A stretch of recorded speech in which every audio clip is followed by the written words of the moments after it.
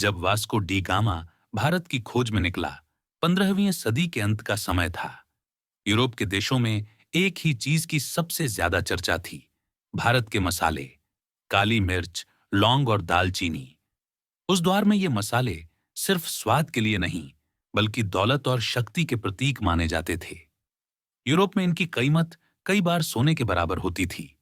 लेकिन एक बड़ी समस्या थी, भारत से मसाले जमीनी रास्तों और अरब व्यापारियों के माध्यम से यूरोप पहुंचते थे और हर पड़ाव पर भारी कर और शुल्क देना पड़ता था। इसी कारण पुर्तगाल चाहता था कि भारत तक एक सीधा समुद्री रास्ता खोजा जाए, ताकि व्यापार पर उसका अपना नियंत्रण हो। इसी सोच के साथ पुर्तगाल के राजा मैनुअल प्रथम ने इस कठिन और जोखिम भरे अभियान के लिए चुना एक साहसी और अनुभवी नाविक, वास्को डी गामा।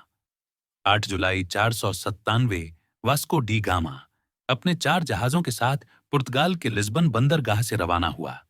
ये यात्रा आसान नहीं थी। तेज तूफान, भूख, बीमारियां और अनजान समुद्र हर दिन एक नई परीक्षा लेकर आता था। कई नाविक थक चुके थे, लेकिन मंजिल तक पहुंचने का जुनून उन्हें आगे बढ़ने की ताकत देता रहा। कई महीनों की कठिन यात्रा के बाद वास्को डी गामा ने अफ्रीका के दक्षिणी छोर पर स्थित केप ऑफ गुड होप को पार किया, जिसे उस समय मौत का समुद्र कहा जाता था। इस स्थान को पार करना अपने आप में एक बहुत बड़ी उपलब्धि थी। आगे बढ़ते हुए वह अफ्रीका के मालिंदी बंदरगाह पहुंचा। यहीं उसे एक अनुभवी अरब नाविक मिला, जिसे हिंद महासागर के रास्तों का गहरा ज्ञान था। उसकी मदद से वास्को डी गामा ने भारत की दिशा तय की। और फिर आया वह ऐतिहासिक क्षण।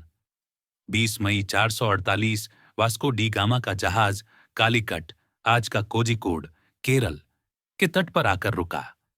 यह सिर्फ एक जहाज का पहुंचना नहीं था, बल्कि यूरोप और भारत के बीच सीधे समुद्री मार्ग की शुरुआत थी।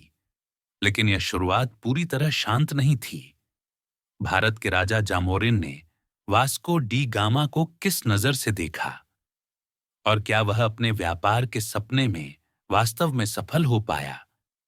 इन सभी सवालों के जवाब मिलेंगे पार्ट 2 में।